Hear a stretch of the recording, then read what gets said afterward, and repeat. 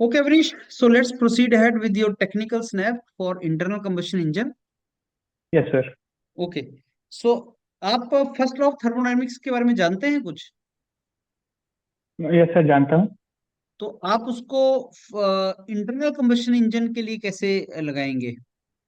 अपनी कॉपी में एक आईसी इंजन का स्कीमेटिक डायग्राम बनाइए और first law of thermodynamics apply करके बताइए।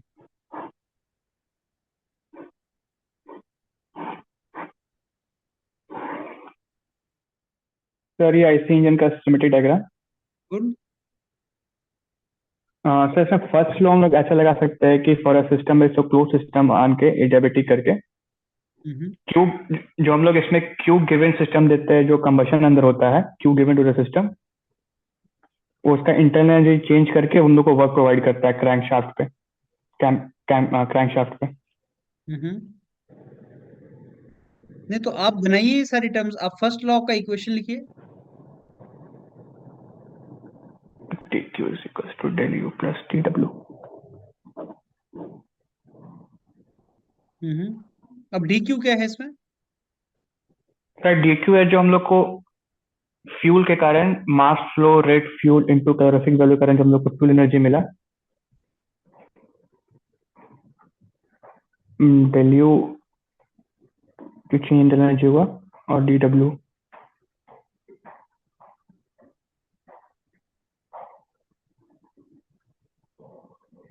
डेल्टा यू क्या है? सर डेल्टा उसका इंटरनल एनर्जी है, बट सर ये मेरे को भी याद नहीं आ रहा है इसका एनालिसिस कैसे था फर्स्ट लॉ पे। इसमें सिस्टम क्या ले रखा है आपने? सर सिस्टम मैंने ये पिस्टन सिलेंडर अरेंजमेंट को ले रखा है। तो अगर ये सिस्टम है तो आपने तो एडियाबेटिक ले रखा है सिस्टम, तो क्यू जीरो क्यों नहीं हुआ?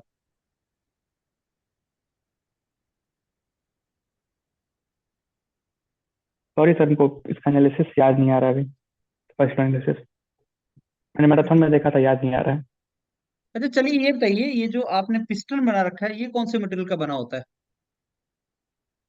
सर पिस्टन हम लोग बनाते हैं ऐसे मटेरियल का जो ज्यादा क्या बोलते हैं हीट को डिसिपेट कर सके, ज्यादा स्ट्रांग नहीं हो, पावर को ट्रांसमिट कर सके। तो हम लोग इसको एलॉय का बनाते हैं, कॉपर या ब्रास के एलॉय का।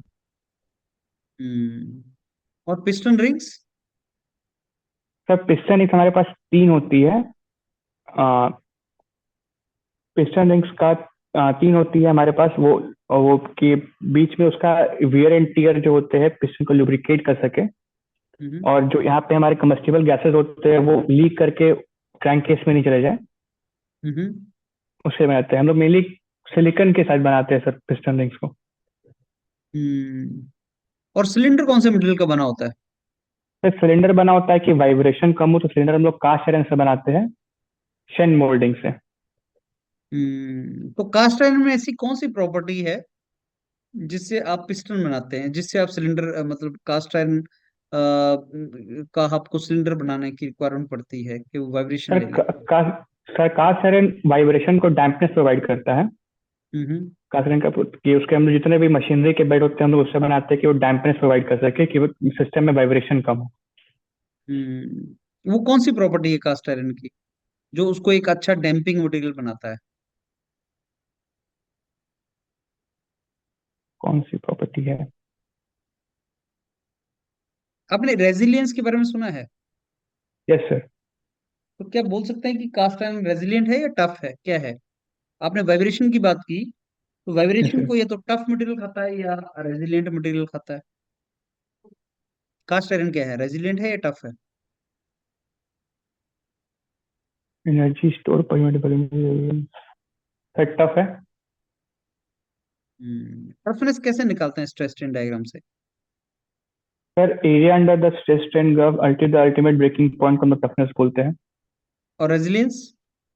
Sir elastic up to the proportionality limit तक जो एरिया होता है उसको हम लोग रिलियंस बोलते हैं। कास्ट आयरन का स्ट्रेस स्ट्रेन डायग्राम बना सकते हैं क्या आप? यस सर, मैं ट्राई कर सकता हूँ, मुझे कुछ इतना याद है।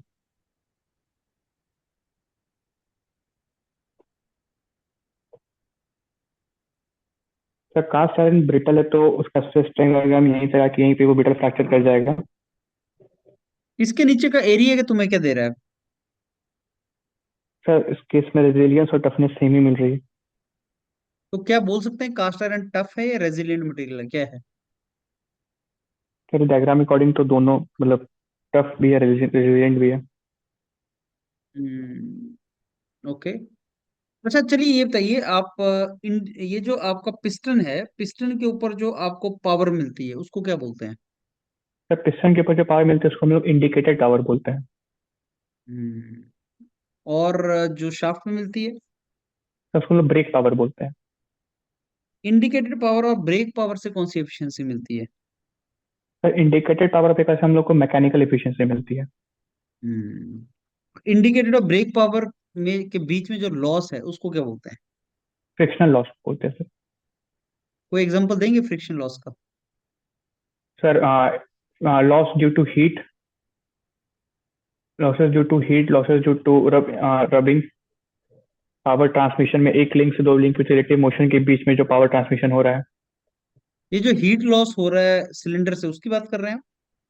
नहीं सर, जो पिस्टन हेड से कनेक्टिंग रॉड और क्रैंक के मूड में जो रिलेटिव मोशन से पावर ट्रांसफर हो रहा है, हम्म। इसके बीच में जो रिलेटिव मोशन होकर जो फ्रिक्शन के कारण पावर लॉस हो रहा है, हम्म।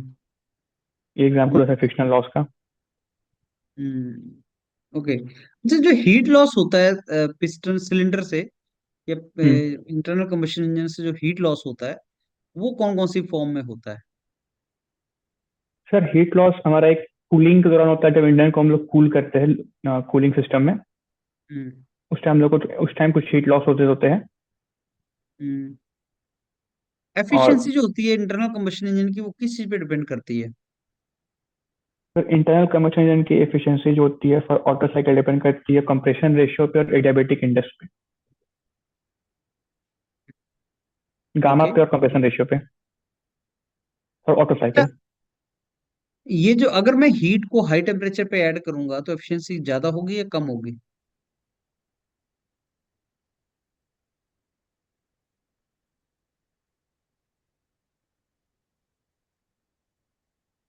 सर हीट को हम लोग ऑटो साइकिल में अगर हाई टेम्परेचर पे ऐड करेंगे तो एफिशिएंसी ज़्यादा होगी, बट हाई टेम्परेचर के कारण ऐसा ही इंजन में एक फिनोमेना होता है डिटोनेशन का, तो हमें वो ऑकरेंस उसकी ऑकरेंस हो जाएगी।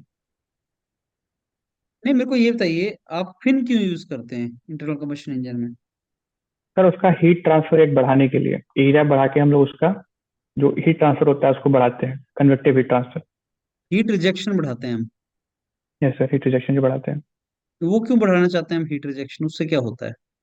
सर पिस्टन के अंदर बहुत हाई टेम्परेचर होता है, 25 डिग्री सेल्सियस तक चल जाते हैं, तो उस हीट को डिसिपेट करना बहुत जरूरी है, नहीं तो पिस्टन का वियर एंड टियर बहुत जल्दी हो जाएगा और अंदर जो लुब्रिकेशन है उसका भी पॉइंट पहुंच जाएगा, वो भी वेपोराइज कर जाएंगे। कैन बी से कि जो फिन होता है वो इंजन की एफिशिएंसी को कम करता है और लाइफ नहीं को सर, बढ़ाता है? सर नहीं। लाइफ को। देखिए जो फिन है एज पर यूज ने हीट रिजेक्शन करवाया, यस सर। अगर फिन ना हो तो अंदर टेम्परेचर ज्यादा होगा, राइट? Yes sir. अगर अंदर टेम्परेचर ज्यादा होगा तो तुम हीट ज्यादा टेम्परेचर पे ऐड कर रहे हो, यस सर। और अगर हीट को तुम ज्यादा टेम्परेचर पे ऐड कर रहे हो तो उसके अंदर अवेलेबल एनर्जी भी ज्यादा होती है यस सर। और इंजन ज्यादा एफिशिएंसी पे काम करेगा, थर्मल एफिशिएंसी बढ़ेगी। सर बढ़ेगी, बट ऑटो साइकिल में अगर ज्यादा हम लोग हीट पे ऐड करेंगे तो हम लोग को डेटोनेशन का फिनोमेना देखने को मिल जाएगा, वो हॉटस्पॉट बन जाएंगे और मल्टी डायरेक्शन फ्लेम नहीं क्रिएट मैं हो ओनली जाएंगे। टेक्निकल पूछ रहा हूँ, डेटोनेशन की बात नहीं कर रहा हूँ अभी। डेटोनेशन छोड़ो, वो तो पेट्रोल इंजन में होती है, मैं तो डीजल इंजन की भी बात कर रहा हूँ। अगर मैं डीजल इंजन की बात करूँ फिन तो उसमें भी लगे होते हैं। Yes sir. अगर मैं डीजल इंजन की बात करूँ और फिन उसमें से हटा दूं तो डिटोनेशन यस तो सर। नहीं होगी, नॉकिंग तो कंट्रोल हो जाएगी। तो क्या एफिशिएंसी बढ़ जाएगी? ये क्या फिन जो है वो एफिशिएंसी को कम करते हैं? सर फिन एफिशिएंसी, फिन का काम हीट ट्रांसफर रेट को बढ़ाना है और कि ज्यादा जल्दी जो हीट डिसिपेट हो सके सराउंडिंग में, वो किस लिए एफिशिएंसी बढ़ाना को चाहते डाइट। हैं? सर वही के अंदर पिस्टन का लाइफ बढ़ सके, वो उसकी लाइफ को एफिशिएंसी को। बढ़ाना। हम्म। और एफिशिएंसी? सर मेरा उतना मैं करेक्टली नहीं पता मेरे को, बट मेरे नॉलेज से वो एफिशिएंसी को अफेक्ट नहीं करते। हम्म। अच्छा अब ये बताइए पेट्रोल और डीजल एज अ फ्यूल में क्या डिफरेंस है? Sir petrol as a fuel material, petrol का गुड वेपोराइजेशन कैरेक्टर्स होता है। पेट्रोल फ्यूल होता है वो बहुत जल्दी वेपोराइज कर जाता है। हम्म। और डीजल फ्यूल का लो इग्निशन पॉइंट होता है, पेट्रोल का हाई इग्निशन पॉइंट होता है। हम्म। उससे क्या होता है? सर जब पेट्रोल पेट्रोल का, ऑटो साइकिल पेट्रोल इंजन के लिए रेफरेंस साइकिल है। यस सर, तो ऑटो साइकिल के अंदर जो थर्मोडायनेमिक प्रोसेसेस हैं, यस सर, उसको पेट्रोल की प्रॉपर्टीज के साथ लिंक करो कि पेट्रोल की प्रॉपर्टीज के चलते ऑटो साइकिल की ये प्रोसेसेस आप लेते हैं। जैसे हीट यस सर, एडिशन मैं, ऑटो साइकिल में आप कांस्टेंट वॉल्यूम पे करते हैं। Yes sir, yes sir. हम्म।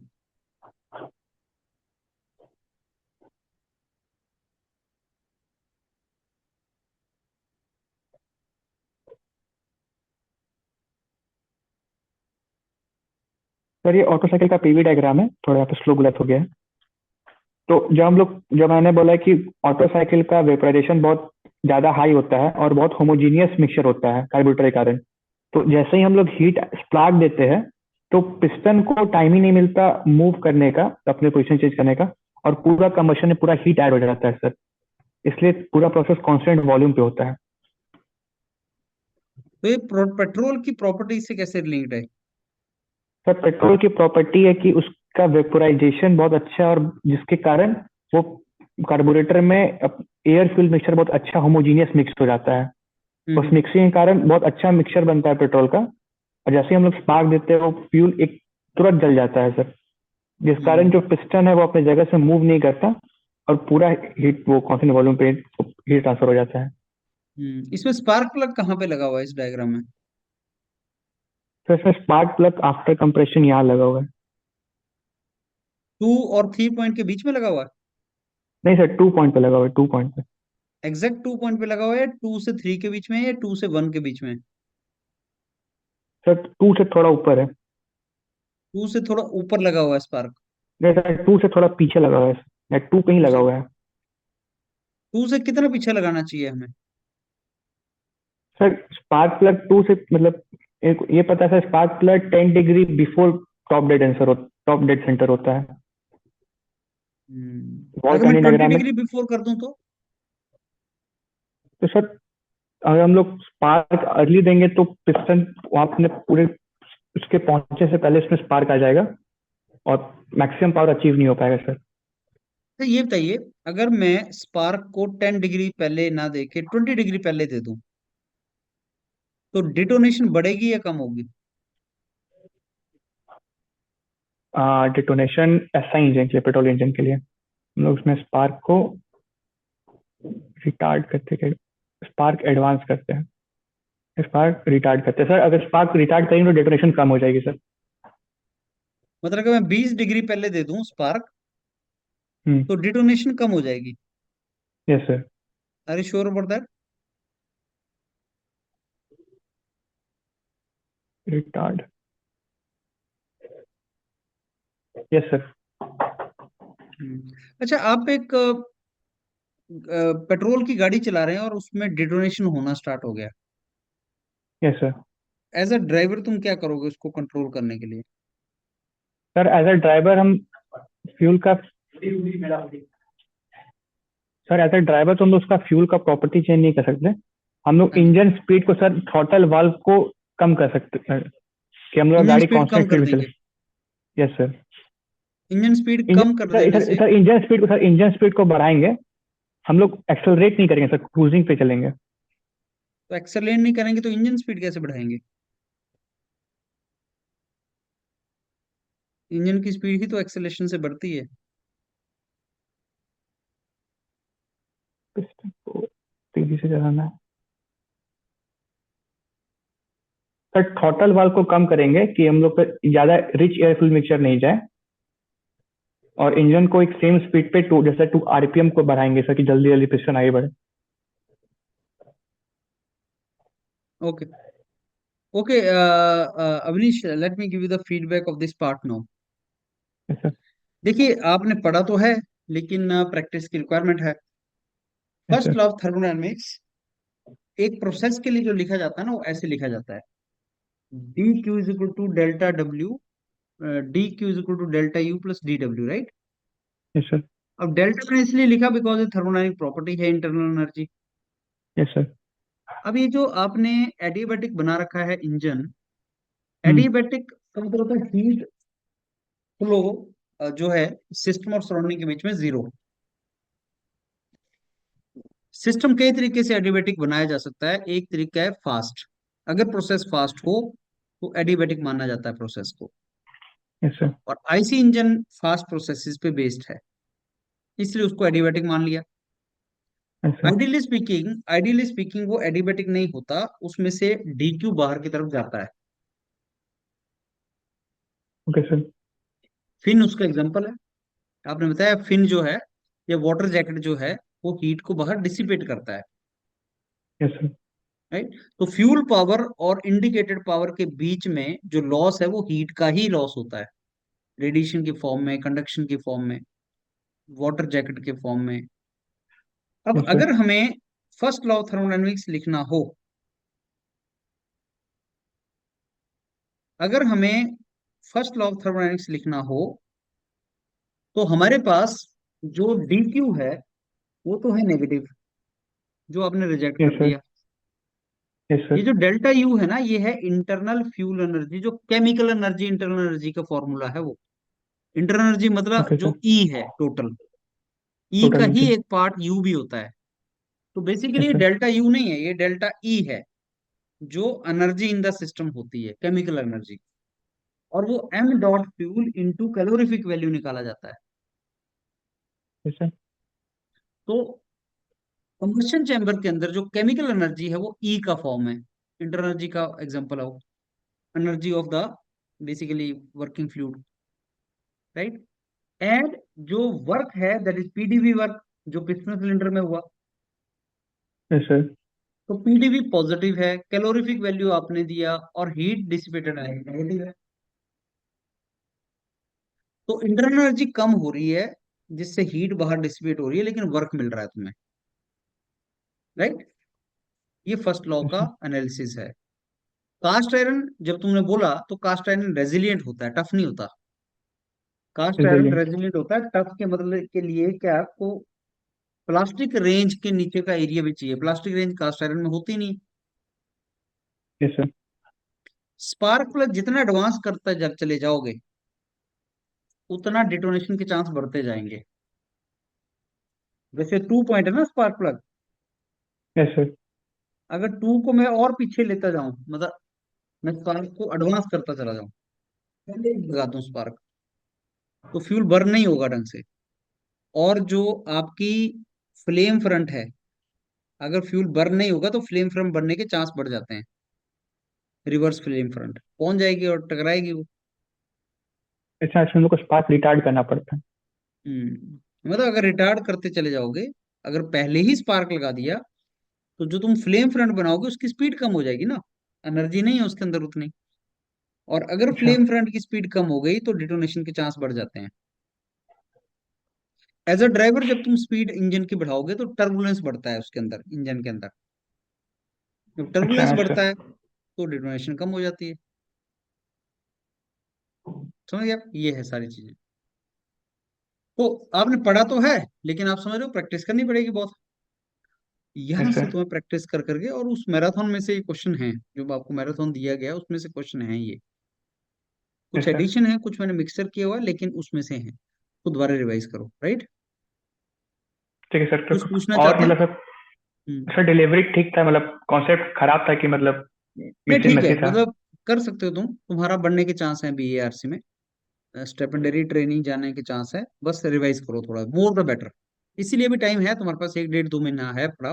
प्रैक्टिस करो, अच्छे तरीके से प्रैक्टिस करो। तो मैराथन जितनी बार सुन सकते हो सुन लो। इसीलिए मैं बोल रहा हूँ इंटरव्यू ऐसा नहीं है कि साहब आप पढ़ के आ जाएगा। इंटरव्यू तो प्रैक्टिस कर करके, किसी को क्वेश्चन पूछे तुमसे, तुम्हें थिंकिंग पे मजबूर करे, तुम सोचो, उससे आपकी तैयारी अच्छी होगी। और और सर मैंने बहुत ही 5 क्लोज हो। सब्जेक्ट चुने हैं। हाँ। वो थर्मोडायनेमिक्स, आईसी इंजन, आरएससी, सॉम और एफएम। तो सर थर्मल का 3 पार्ट ना, तो कोई दिक्कत नहीं है ना कि वो बोल देंगे थर्मल का ही तुमने एक्सटेंशन दो चुन नॉर्मली लिया हीट है? ट्रांसफर पूछता है, वो हीट ट्रांसफर को कर लो। ओके। हम्म। मैंने 5 सब्जेक्ट्स की लिस्ट तुम्हें दी थी। हीट ट्रांसफर, हाँ। Thermodynamics, fluid mechanics, SOM and production. Yes कई सर। बार क्या होता है, प्रोडक्शन का भी अंदर बैठा होता है प्रोफेसर, वो पूछ लेता है क्वेश्चन कुछ ना कुछ। साइंटिस्ट बैठा होता है जो प्रोडक्शन से ही पूछेगा आपसे। Okay sir. तो कर लो उसको। राइट।